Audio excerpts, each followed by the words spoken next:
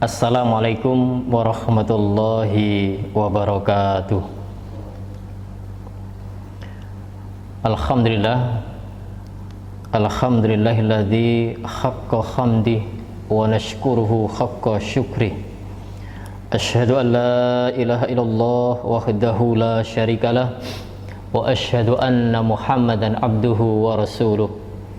Allahumma salli wa sallim ala nabiyyina Muhammadin wa ala alihi wa sahbihi ajma'in, amma ba'du. Anak-anakku sekalian, kelas 11 SMA Muhammadiyah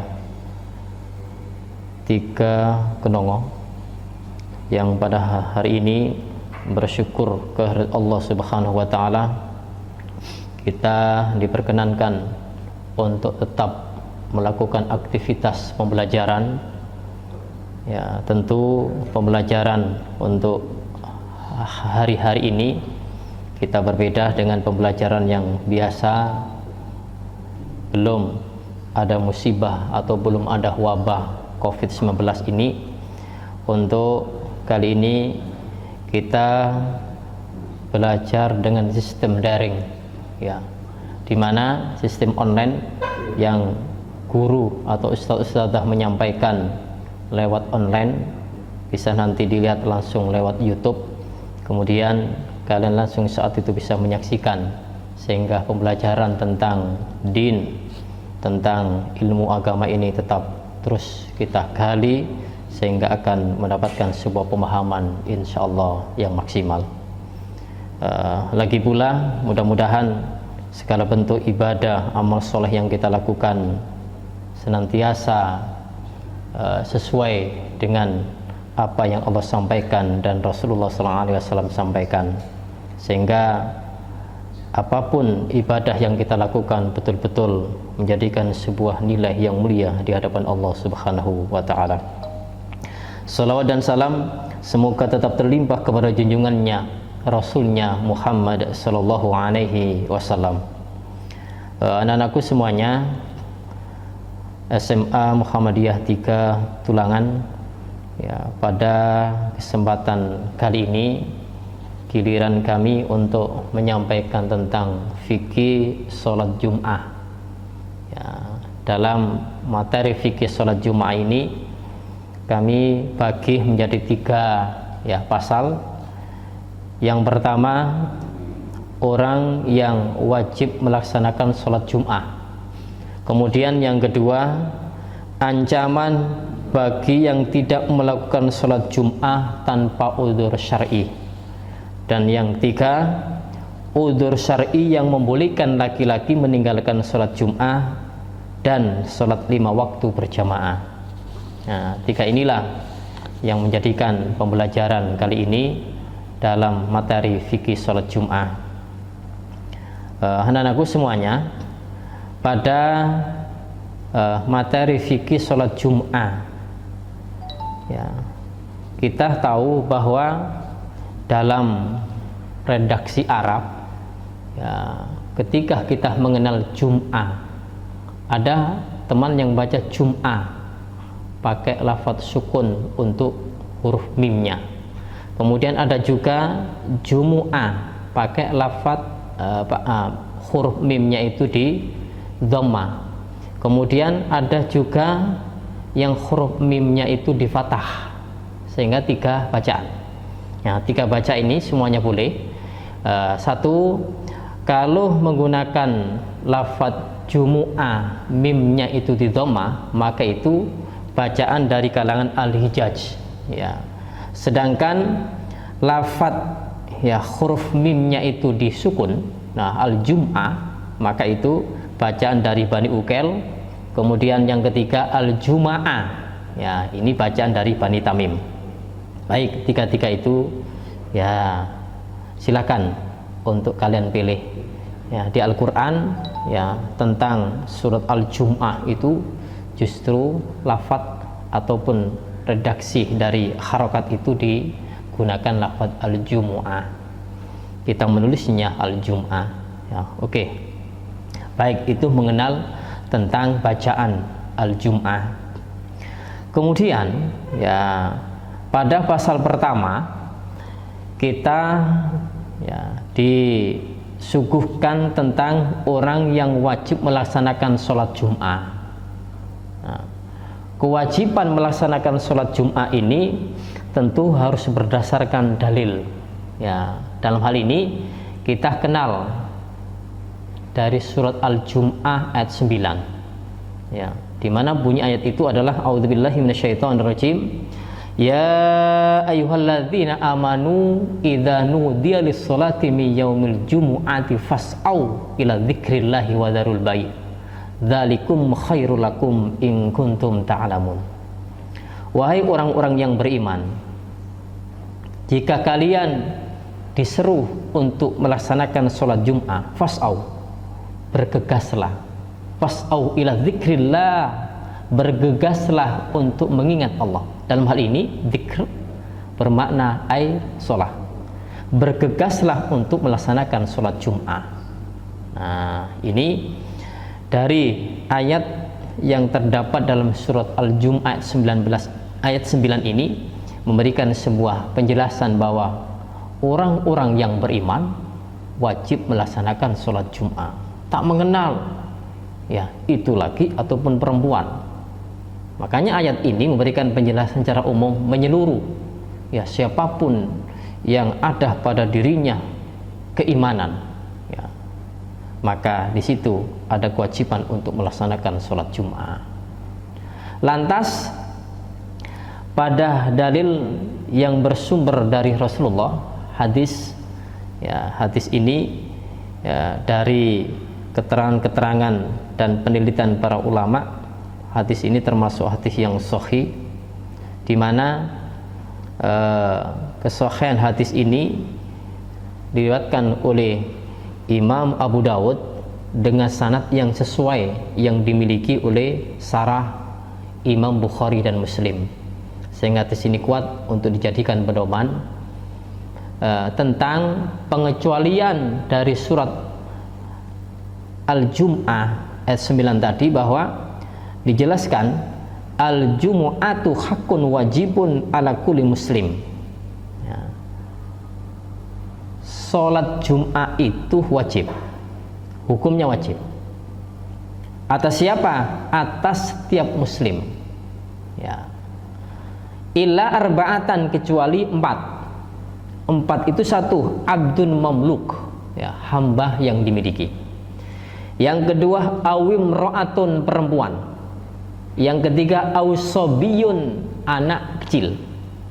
Dan yang keempat, au maridun, atau ya orang yang sedang sakit. Nah, empat inilah yang mengecualikan dari dalil umum tentang kewajiban semuanya untuk melaksanakan sholat Jum'ah, dan yang keempat ini berarti tidak wajib. Ya. Ketidakwajiban ini karena memang Rasulullah SAW mengatakan demikian. Kemudian kita pun juga perlu untuk memahami dari empat ya yang dikecualikan oleh Rasulullah SAW sendiri. Pertama tadi adalah abdun mamluk, ya, hamba yang dimiliki. Nah, seorang hamba sahaya yang dimiliki oleh siapa? Oleh tuannya. Ya. Seorang tuan adalah orang yang merdeka. Ketika hal itu ada panggilan untuk sholat Jum'ah, tuannya melaksanakan sholat Jum'ah. Untuk budaknya, hamba sahayanya tidak diwajibkan. Nah, Rasulullah SAW bilang sedemikian. Ya. Adapun nanti kenapa ya, seorang hamba sahaya sama-sama manusianya kok tidak diwajibkan untuk melaksanakan Jumatan? Kan kasihan. Dan itu pun juga panggilan untuk melakukan ibadah. Nah, pada hal yang demikian ini ya ada satu pendapat yang itu tidak ya membombing, yang tidak disepakati oleh para ulama. Namun kita pun juga perlu tahu ya satu referensi, satu pendapat ya, satu dari kalangan Adz-Dzahiriyah, yang kedua dari riwayat Imam Ahmad ya, tentang hamba saya masih diwajibkan untuk melakukan sholat Jum'ah. Namun kewajiban ini masih diperinci, ya. Ketika hamba sahaya itu diizini, ya, diberikan peluang, dibolehkan, ya, oleh tuannya, maka saat itu kewajiban hamba sahaya untuk melaksanakan sholat Jum'ah atas dasar, ya, asisih dari tuannya. Kalau tuannya tidak mengasisi, tidak. Nah, ini perinciannya. Namun hal ini pun juga pendapat yang, ya, tidak membombing, namun sebagian kecil daripada, ya, pendapat yang ada. Namun kita pun, ya, justru mengikuti jumhur ulama, mayoritas ulama, bahwa hamba sahaya itu tetap tidak diwajibkan untuk melaksanakan sholat Jum'ah. Ini yang pertama.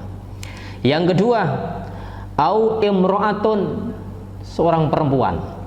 Nah, seorang perempuan satu sisi adalah harus menjaga aurat, ya, satu sisi pada keterangan-keterangan yang lain itu pun hendaknya berada di rumah, sehingga pelaksanaan sholat Jum'ah yang harus keluar rumah itu pun Rasul kecualikan untuk tidak diwajibkan untuk melaksanakan Jumatan, ya, ini perempuan. Nah, terus bagaimana perempuan ini ingin untuk melaksanakan sholat Jum'ah? Nah, maka tentunya bahwa si perempuan itu betul-betul menjaga tentang auratnya, ya, tentang auratnya. Itu pun adalah laki-laki harus minta izin kepada suaminya, ya, minta izin kepada suaminya. Kemudian harus betul-betul tujuan murninya adalah melaksanakan ibadah sholat Jumat dan mendengarkan khutbah seorang khatib menyampaikan tentang risalah din ini, ya. Tujuan ini ketika seorang perempuan mengikuti sholat Jumat, maka, ya, ini pun sah, ya, untuk pelaksanaan sholat Jumat itu. Hal ini pun juga jumhur, tidak ada satupun, ya, diketahui oleh para ulama bahwa perempuan dilarang secara mutlak untuk melaksanakan sholat Jumat, sehingga kalaupun toh itu melakukan, maka itu sah-sah saja. Nah, ini yang kedua. Yang ketiga adalah ausobiyun, ya, anak, ya, kecil, anak belum balik, ya. Kalau belum balik, belum diwajibkan untuk melaksanakan kewajiban baik Jumatan ataupun sholat-sholat yang lain, ya. Maka belum diwajibkannya di sini karena memang Rasul bilang pada hadis yang lain, rufi'al qalam an salasatin, diangkat pena, maknanya tidak ditulis kesalahan. Siapa itu? Rufi'al qalamu an salasatin, dari 3. Anin naimi hatta yastaiqidha, dari orang yang tidur hatta yastaiqidh, hingga ia bangun. Makanya orang yang tidur, ya, itu tidak ada kewajiban. Mau memang tidur, orang yang tidak sadarkan diri, ya, orang tidur sudah tidak mendengar sesuatu yang ada di muka bumi ini, ya, karena tidur. Nah, tidur ini tidak ada kewajiban. Baru nanti itu bangun, baru, ya, pelaksanaan kewajiban yang ada pada dirinya wajib untuk dilakukan. Nah, ini bagi orang yang tidur. Anin naimi hatta yastayqidha wa anil majnun hatta yaqila, dan dari orang yang gila sampai ia berakal. Nah, makanya anak-anakku semuanya, ya, kalian, ya, seringkali mungkin melihat kanan kiri, ya, di jalan dimanapun tempat banyak orang-orang gila yang keliaran berjalan, ya, menurut, ya, apa yang mereka tuju. Namun laki-laki janganlah kita menghinanya, kita mencelanya. Mereka itu juga hamba-hamba Allah. Namun Allah memberikan sebuah takdir yang demikian, maka hendaknya kita pun juga menyadarinya. Kita bersyukur tidak seperti mereka, ya. Apakah kewajiban untuk melaksanakan sholat Jumat ataupun sholat yang lain? Mereka diwajibkan? ternyata rufi'al qalam, diangkat pena, tidak ditulis, dimaafkan atas kewajiban yang Allah bebankan kepada umat ini. Maka untuk orang gila dimaafu. Kapan itu baru orang gila itu diwajibkan? Kalau sudah tidak gila lagi, kalau sudah berakal, sudah kembali normal akalnya, maka semuanya itu wajib untuk dilakukan. Ya, wa anil majnun hatta yakila wa anis sobi hatta yahtalima. Ya, dan dari anak-anak kecil hatta yahtalima, sampai anak itu baligh. Ya, baligh, usia yang sudah masuk kedewasaan. Dan inilah Allah lewat Rasulnya mentarget bahwa batasan minimal itu seorang hamba baligh dulu. Kalau baligh kewajiban kena. Kalau belum baligh sudah dimaafkan segala hal-hal yang dilakukan itu adalah bila kesalahan. Nah, ditegaskan pada hadis yang lain, tadi riwayat Abu Dawud, kemudian riwayat yang satu, Qala Rasul sallallahu alaihi wasallam, rawahul jum'ati, berangkat untuk melaksanakan sholat Jum'ah itu wajibun, hukumnya wajib, ala kulli muhtalimin, atas setiap orang yang sudah baligh. Ya, berarti anak kecil tadi tidak wajib, yang sudah baligh semuanya kena. Ya, semuanya kena. Ya. Kemudian apakah orang itu ketika memperhatikan anaknya, ya, yang punya anak, ataukah ketika kita masih di waktu kecil dulu memikir, oh kata ustadz saya dulu, kata guru saya dulu, ketika belum menyampaikan tentang kewajiban, orang yang belum baligh, anak yang masih usia anak-anak belum baligh tidak wajib.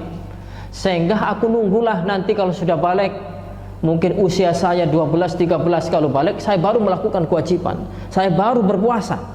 Kalau yang demikian ini kita ikuti, maka akan sulit kita itu tuh beralih untuk dari yang buruk kepada yang baik. Untuk melunakkan suatu amal soleh itu butuh yang namanya kesinambungan.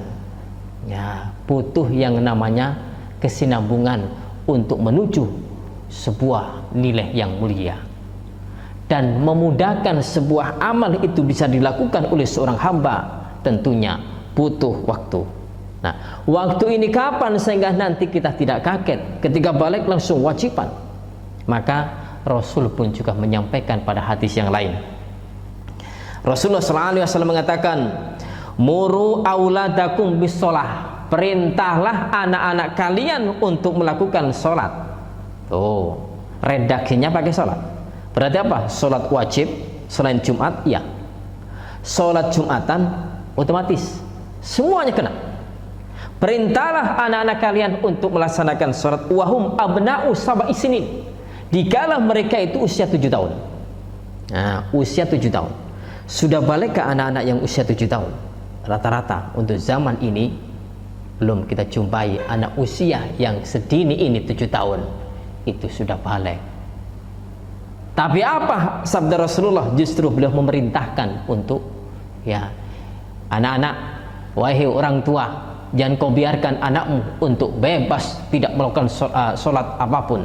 Tapi untuk usia, kalau anakmu, kalau anak kalian sudah mencapai usia 7 tahun, tolong, ya, apa yang saya sampaikan ini hendaknya kalian lakukan untuk memerintahkan kepada anak-anakmu.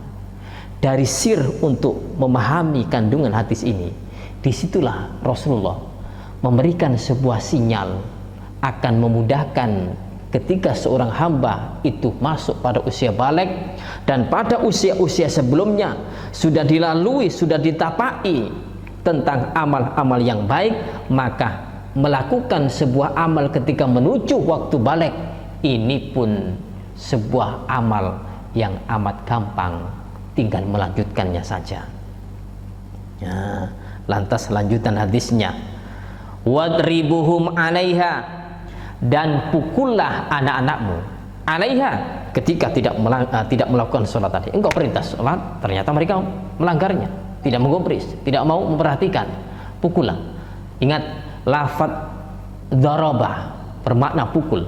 Kemudian disusun dengan menjadi idribu wadribu dengan bentuk amr. Ini pun cukup bisa memberikan sebuah pelajaran yang mendidik. Tidak memerintah Rasulullah pukul keras sampai wah kau, sampai orang itu tak berdaya, sampai orang itu, anak itu pun juga ya betul-betul merasakan sakit, tidak.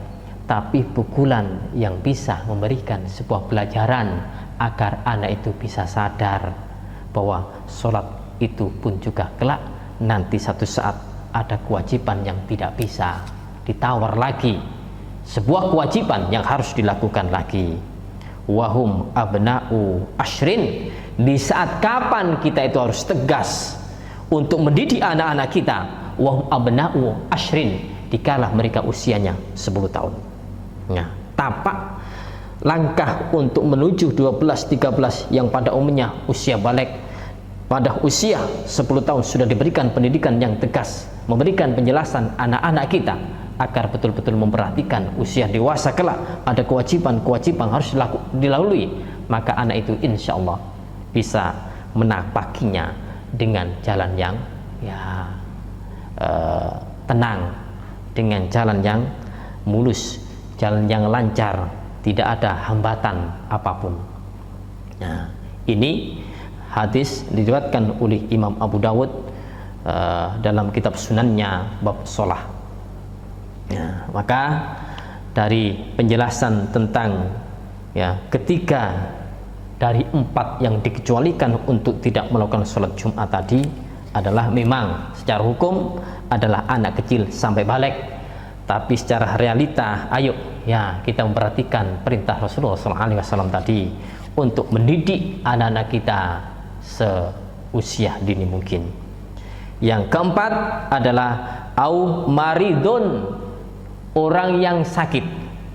Sakit ini jangan dianggap sakit-sakit biasa, tapi sakit yang memang betul-betul memberatkan dirinya untuk berangkat sholat Jumat, sakit yang betul-betul menambah dirinya ketika melakukan sholat Jumat tambah sakit.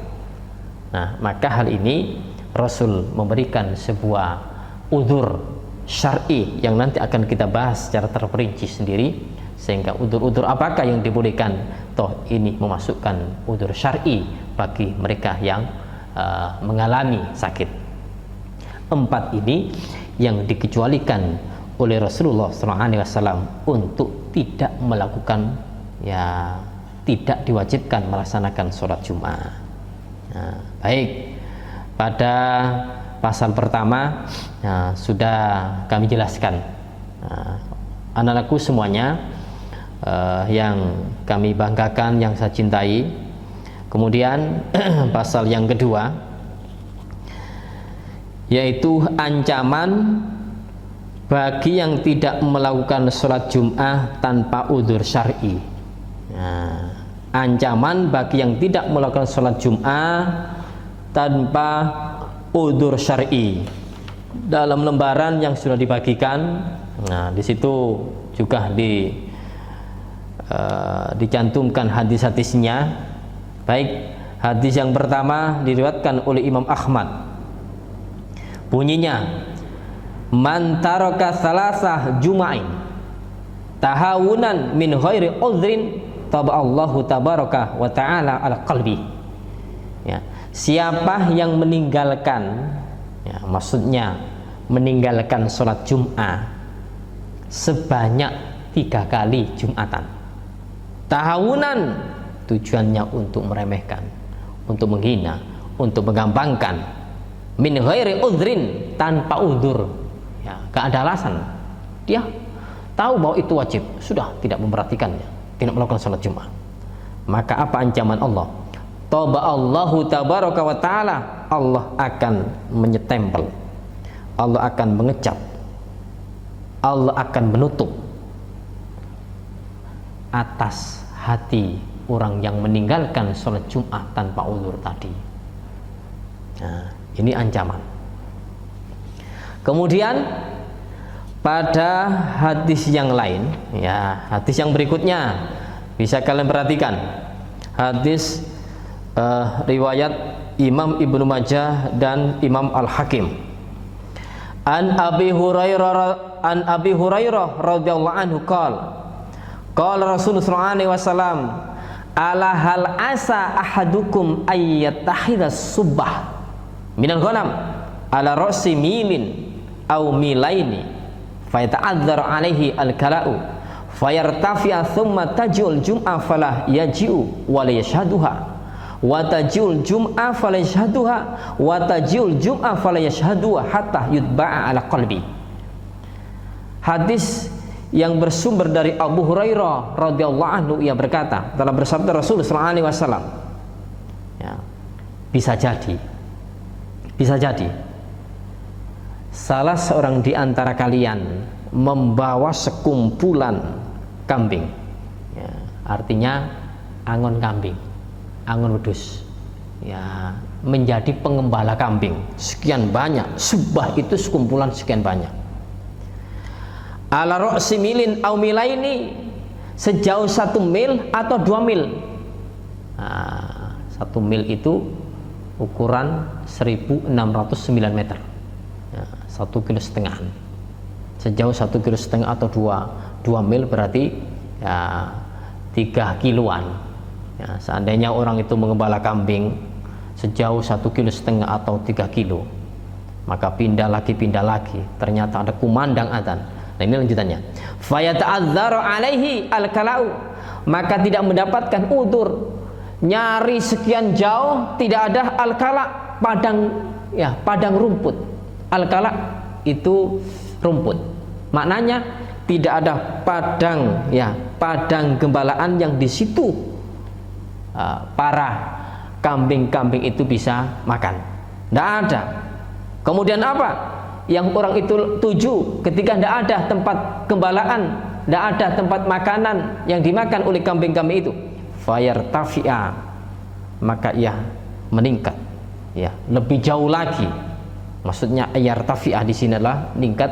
Memang saat itu daerah padang pasir, daerah jazirah Arab itu banyak pegunungan, sehingga harus naik terus, ya, bahasanya, sehingga menggunakan lafaz redaksi fayartafi. Tapi untuk di wilayah-wilayah kita, ketika tidak ada tempat, maka tempat yang lebih jauh lagi. Namun apa lanjutannya? Tsumma taji'ul jum'ah fala yaji'u wa la yashhaduha. Tiba salat Jumat, adzan berkumandang, Allahu akbar, Allahu akbar. Adzan berkumandang untuk panggilan salat Jumat. Ya ayyuhalladzina amanu idza nudiya lis-shalah, wahai orang-orang yang beriman, ketika dipanggil untuk melaksanakan salat Jumat, fas'au, tadi bergegaslah untuk hadir ke jamaah itu. Nah, ini sumata jiwal Jumat, datang waktu Jumatan. Fala yaji'u wa la yashhadua, dia tidak mau ikut, tidak mau menyaksikan, tidak mau datang. Wa taji'al Jum'ah fala yashhaduha, lantas datang Jumat lagi dia tetap tidak menyaksikan. Wa taji'al Jum'ah, datang lagi tetap tidak menyaksikan. Fala yashhaduha hatta yutba'a ala qalbi, sampai ya orang itu nanti akan distempel, akan ditutup hatinya oleh Allah Subhanahu wa Ta'ala. Nah, pada hadis ini ya, 3 kali. Pada hadis yang lain pun juga lafaz redaksinya lain, cuma menunjukkan 3 kali.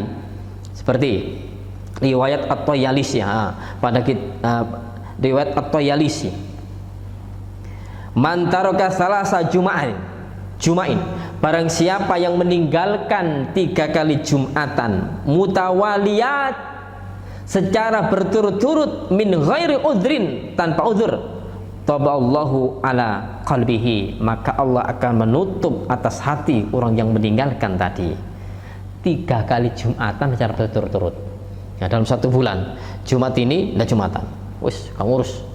Nah, ini tanpa udhur, dia meremehkan, menghina, mencela. Jumat lagi tidak datang, Jumat lagi tidak datang, ya, berturut-turut. Pada hadis yang pertama tadi, ya, ditunjukkan meremehkannya itu 3 kali. 3 kali kapan? Apakah ini berturut-turut? Tidak.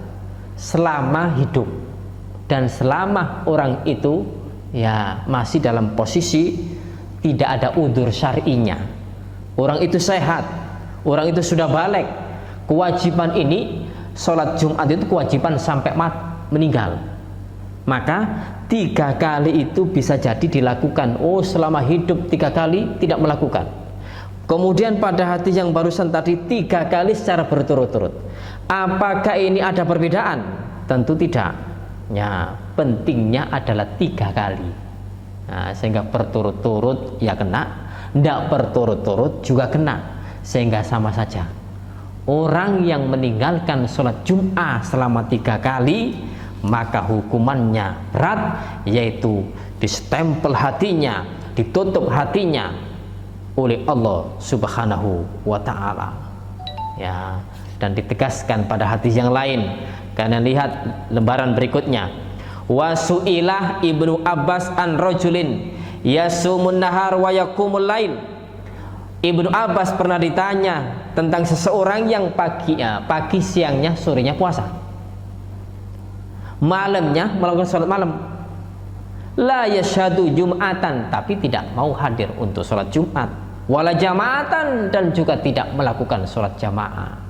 Ada kewajiban sholat jamaah, zuhur, asar, maghrib, ya, isya, subuh, gak urus. Nah, ini biasa anak-anak sekarang. Atau meremehkannya, menghina. Sudah, gak usah sholat Jumat, gak usah sholat jamaah. Ya, maka qala huwa finnar, dia nanti kelak di neraka. Ini balasannya. Baik anak-anakku, dari penjelasan ancaman bagi orang yang tidak melakukan sholat Jum'ah tanpa udzur syar'i ini betul-betul berat sanksinya dan betul-betul berat siksaannya nanti di akhirat. Dia di neraka, kemudian di dunianya, nah berarti sisaannya 2. Di dunianya ditutup hatinya. Maksudnya apa? Tidak bisa untuk menerima sebuah petunjuk kebaikan. Ya, makanya orang-orang yang tidak melakukan sholat Jum'ah karena meremehkan tadi, ya, coba bisa kita saksikan sendiri, bisa akan kita lihat wajah mereka dan bentuk tingkah laku mereka. Ya, walaupun dia itu kaya, kelihatannya itu nyaman hidupnya, tapi hatinya ditutup oleh Allah Subhanahu wa ta'ala, sehingga ada panggilan-panggilan, seruan-seruan untuk melakukan amal soleh, mereka pun juga sulit untuk hadir. Sulit untuk hadir di sini menunjukkan tertutupnya hati mereka untuk menerima sebuah kebaikan. Ya, ada panggilan sedekah.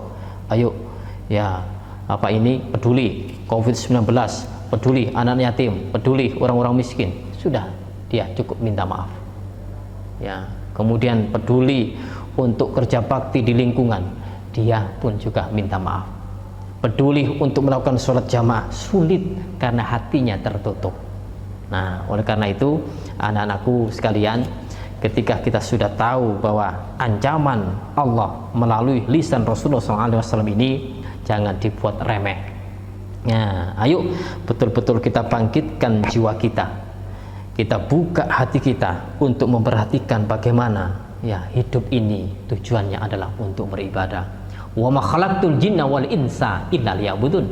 Tidaklah kuciptakan jin manusia kecuali untuk beribadah. Jadi hidup ini adalah senantiasa untuk ya beribadah.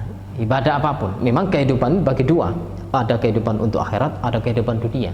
Tapi kehidupan dunia untuk kita sengajakan untuk mengharapkan ridha Allah, maka nilainya adalah akhirat. Ya, makanya pekerjaan di dunia ketika itu dilakukan untuk sebuah kebaikan, maka nilainya pun juga kebaikan. Maka hal yang demikian ini, ayo laki-laki kita gugah hati kita, kita semangatkan hati kita untuk melaksanakan kewajiban-kewajiban, ya, terutama ibadah sholat yang di sini pada penjelasan Baitul Arqam yang diselenggarakan oleh SMA Muhammadiyah 3 Tulangan ini menjadikan sebuah hal penting, menjadikan sebuah ilmu untuk kita, sehingga kita betul-betul faham tentang materi fikih perihal fikih sholat Jum'ah. Kemudian pasal yang ketiga perihal udzur syar'i yang membolehkan laki-laki meninggalkan sholat Jum'ah dan sholat 5 waktu berjamaah. Nah, di lembar kalian ini banyak ini. Ya, di lembar kalian ya, banyak. Ya, cuma nanti kita akan jelaskan ya, karena banyaknya kutipan-kutipan di sini. Ini pun nanti kita akan simpelkan. Ya, kami simpelkan menjadi 3 bagian. Ya, kami simpelkan menjadi 3 bagian. Di mana ya, ketiga bagian itu satu, udzur syar'i, yaitu sakit. Nah, udzur syar'inya di sini dicantumkan sakit. Lagi-lagi penjelasan sakit tadi adalah sudah dijelaskan pada pasal yang pertama tentang orang yang wajib melaksanakan sholat Jumat dikecualikan, di antaranya adalah sakit. Ya, kami jelaskan lagi, sakit di sini adalah betul-betul sakit yang ya tidak kuat untuk memenuhi panggilan itu. Berat badannya, berat fisiknya untuk memenuhi panggilan sholat Jumat itu, sehingga dengan beratnya itu akan berakibat ya semakin parah sakitnya, semakin bahaya untuk ya kehidupannya. Maka Rasul pun juga tidak memberikan sebuah paksaan ketika orang itu tidak kuat untuk melakukan kewajiban, maka ada udzur syar'i, yaitu tidak melaksanakan sholat Jumat. Ketika tidak Jumatan di waktu duhur, apakah orang itu bebas duhurnya? Tidak, beliau harus melaksanakan sholat duhur kembali dari waktu itu.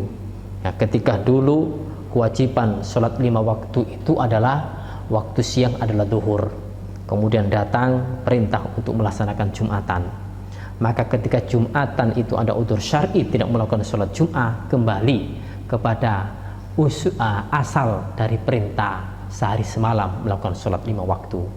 Karena sholat Jumat di waktu duhur, maka orang itu wajib kembali untuk melaksanakan ibadah sholat duhur. Ya, sakit. Ya. Kemudian yang kedua, hujan. Ya, udzur syar'inya hujan, suasana yang dingin mencekam, ataupun angin yang sangat kencang. Ya, hal ini pun juga pernah dialami oleh Rasulullah, ya, atau zaman Rasulullah. Bahkan Rasulullah SAW ya pernah menyampaikan, ya, di antara salah satu hadisnya, haddatsani Nafi' an Ibnu Umar annahu nada bis-shalah fi lailatin dzata bardin warihin wa matarin faqala fi akhir nidai ala sallu fi rihalikum ala sallu fi rihal summa qala inna Rasulullah sallallahu alaihi wasallam kana ya'murul muadzin idza kana lailatan baridatan aw dzata matarin fi safar ayyaqul ala sallu fi rihalikum. Rawahu Muslim. Telah menceritakan kepada kami Nafi' dari Ibnu Umar bahwasannya Ibnu Umar pernah memanggil untuk melakukan sholat di waktu malam yang dingin. Kemudian waktu malam itu ada angin kencang dan juga ada hujan lebat. Ya. Dari ketiga-tiga ini menjadikan udzur syar'i. Dari tiga-tiga ini tidak harus kumpul. Artinya cuaca itu kadang dingin, kadang panas. Ada cuaca yang panas tapi tidak dihembuskan angin yang sangat kencang. Boleh sendiri-sendiri. Faqala fi akhir nidai, maka Ibnu Umar mengatakan dalam panggilan seruan untuk melakukan sholat itu, dia mengatakan ala sallu fi rihalikum, ala sallu fi rihal. Nah, pada redaksi ya perubahan ya lafadz ini, beliau ya rubah seruan hayya 'alas shalah menjadi ala sallu fi rihalikum atau ala sallu fi rihal. Kemudian dia ketika sudah memanggil seruan adzan dirubah yang demikian ini, sumakal, kemudian beliau mengatakan inna Rasulullah SAW kana ya'muru muadzin. Rasulullah SAW pernah menyampaikan, belum menyuruh muadzin, orang yang tukang adzan, idza kana lailatan baridan, jika waktu malam yang sangat dingin atau hujan lebat dalam perjalanan, beliau mengatakan ala sallu fi rihalikum. Panggilan kayak ini, di mana letak panggilan ini kita harus tempatkan. Padahal Ibnu Umar tadi mengatakan faqala fi akhiri nidai, beliau mengatakan pada akhir seruan azannya. Nah, ini pada penjelasan-penjelasan yang lain adalah perubahan ini letaknya di redaksi hayya 'alas shalah. Hayya 'alas shalah adalah panggilan untuk ayo melakukan sholat, ayo sholat ini kita hadiri. Kemudian panggilan sholat kita hadiri untuk melakukan sholat jamaah di masjid, di musola, maka dirubah ala sallu fi rihalikum, ya, 2 kali. Pada redaksi yang lain sallu fi buyutikum, sholatlah di rumah-rumah kalian, di tempat kalian singgah, di tempat kalian berada. Perubahan lafaz redaksi hayya 'alas shalah dirubah dengan yang pertama boleh ala sallu fi rihalikum, yang kedua boleh sallu fi buyutikum. Kita pilih, silakan pilih yang ya salah satu. Ya, kalau pakai sallu fi buyutikum, ya dua-duanya sallu fi buyutikum, ya. Nah, sehingga tidak membuat bingung orang lain dan juga mengikuti sabda Rasulullah SAW. Ya. Lantas ketika seorang muadzin merubah lafaz hayya 'alas shalah dengan redaksi sallu fi buyutikum, jawabannya seperti apakah?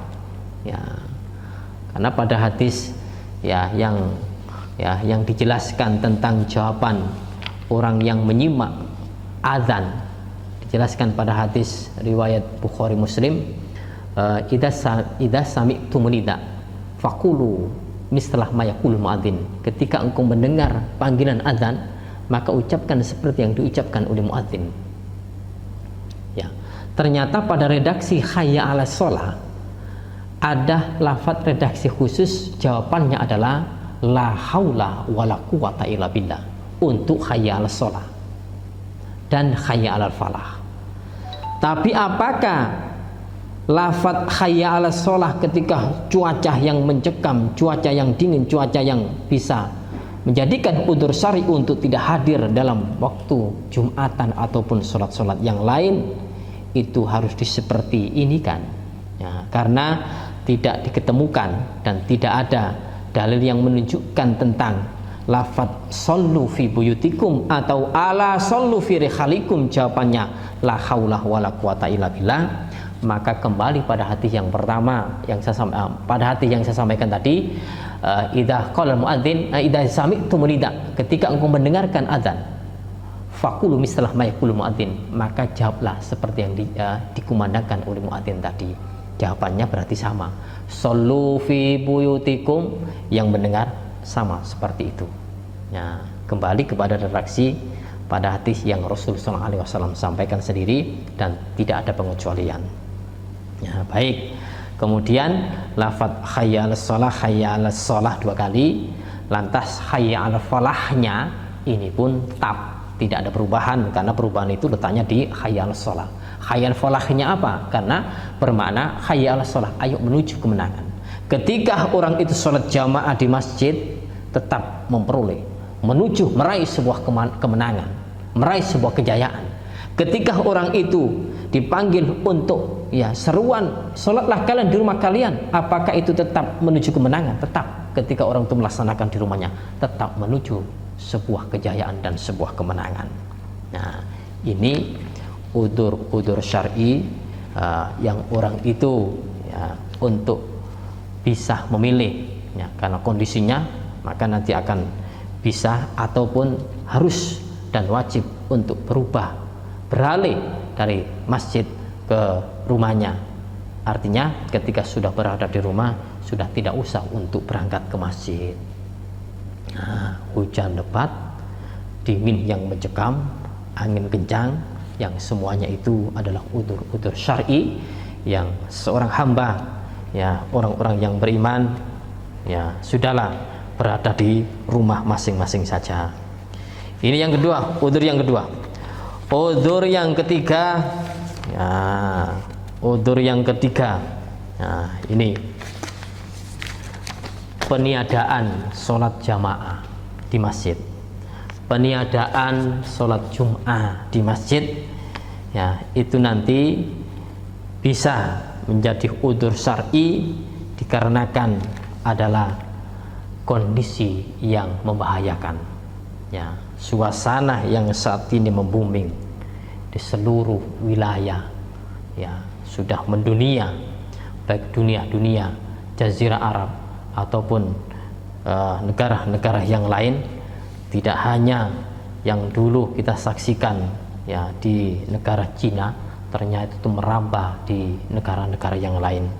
Dan saat ini pun juga kita di tengah-tengah negara Indonesia mengalami wabah yang sedemikian rupa. Wabah itu telah melanda kemana-mana. Nah, wabah itu membahayakan untuk kehidupan kita. Maka ada pemetaan yang ada zona merah, zona yang berbahaya. Maka zona merah yang berbahaya itu orang jangan berani-berani untuk ya melakukan suatu kemaslahatan, sementara kemaslahatan itu lebih berbahaya. Nah, sehingga pada alasan-alasan itu para ahli fikih ya menyampaikan diantaranya ya wa yu'adziru fi tarkil jum'ah wal jamaah al marid. Udzur untuk meninggalkan sholat Jum'ah dan sholat jamaah itu al marid, sakit. Ya, tadi sudah dipaparkan, sakit selalu tampil. Nah, udzur sakit. Bila nazain, dan ini pun tidak ada perselisihan di kalangan ulama. Wa yu'adziru aidan, dan juga udzur juga fi tarkihima, meninggalkan dua-duanya, Jumatan tidak, sholat jamaah pun juga tidak. Kenapa? Li khaufi khudusil marad, ya, karena khawatir terjadi sakit juga. Ya, khawatir nanti kalau sholat jamaah tertular, khawatir nanti kalau sholat Jum'ah tertular, karena di lingkungan itu kena zona merah, ada orang yang sakit hadir saja ke sholat jamaah, kemudian yang sehat hadir ke situ, wah khawatir nanti akan tertular, ya maka wajib untuk ya tidak melakukan, wajib untuk sholat di rumah, ya tidak ikut sholat jamaah ataupun sholat Jum'ah. Nah, untuk hal-hal yang demikian ini menjadikan sebuah keputusan ya para ulama ya dari kalangan pimpinan pusat Muhammadiyah pun juga pemerintah memutuskan yang demikian ini untuk ya ketika wabah sudah merebah kemana-mana dan membahayakan lingkungan, ya maka orang-orang pun juga harus bisa memperhatikan secara serius dan jangan sekali lagi ya mengatakan oh semua kematian adalah takdir Allah, maju mundur menghindar ataupun tidak itu adalah takdir Allah. Tidak, ya haruslah kita pahami bahwa ketika zona merah wabah merebah kemana-mana dan penyakit itu nyata di hadapan kita, kita jangan melawan dan jangan menantangnya. Nah, di zaman Rasulullah SAW pun juga demikian terjadi. Ketika Rasul membaiat para sahabat, ada seorang yang terkena penyakit menular, ingin berbaiat di hadapan Rasul SAW. Maka Rasul sudah tahu bahwa orang ini kena wabah. Apa yang Rasul sampaikan? Engkau sudahlah pulanglah ke rumahmu, aku sudah membaiatmu, ya, dalam arti agar orang itu tidak tertular maka hendaknya berada di tempat masing-masing, bahasanya diisolasi, ya sudah berada di rumah menetap, ya maka dengan menetapnya itu tidak akan mendatangi penyakit dan juga ya tidak mudah tertular, lebih aman di situ.